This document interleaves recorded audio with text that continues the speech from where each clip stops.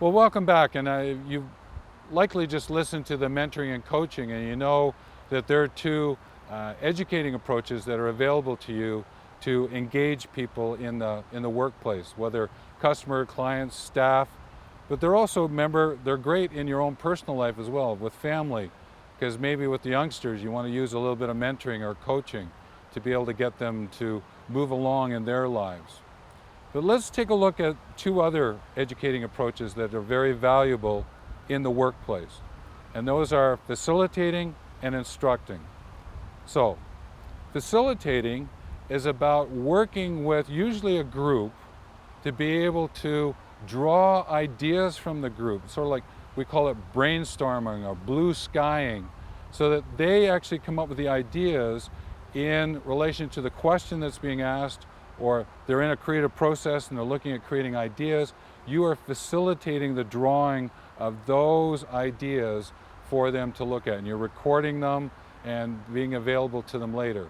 And it may get to the point of actually coming up with an actual solution or something you want to expand. But facilitating is a very active process.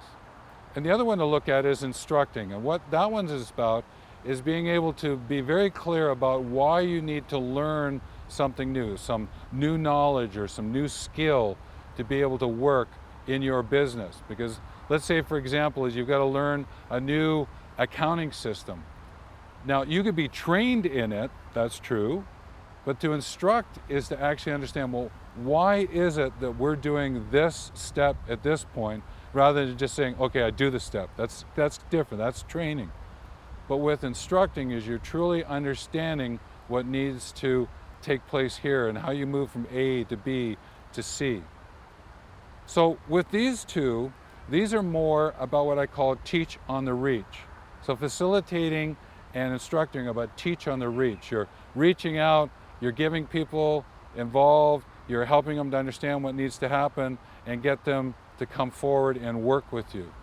So there's a balance point between being a guide on the ride using mentoring and coaching and using facilitating and instructing as a teach on the reach.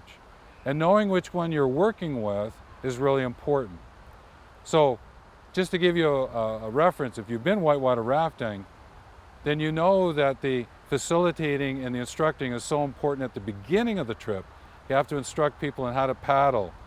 They need to understand why. You also need to draw from them, have they ever rafted before? What might they be expecting on the trip? So you can figure out how to create this really wonderful experience, to create the well-living workplace. Later in the trip, you can start using mentoring and coaching because maybe conversations come up and you can share how rafting down the river is a really great metaphor about life, or creating a better workplace with groups of people.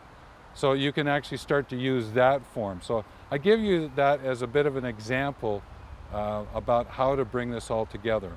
So with that, I thank you, and we're going to be going into some really sort of interesting topics that sort of will bring a close to the video series. So we'll look forward to seeing you on those next set of videos. So thanks and take care.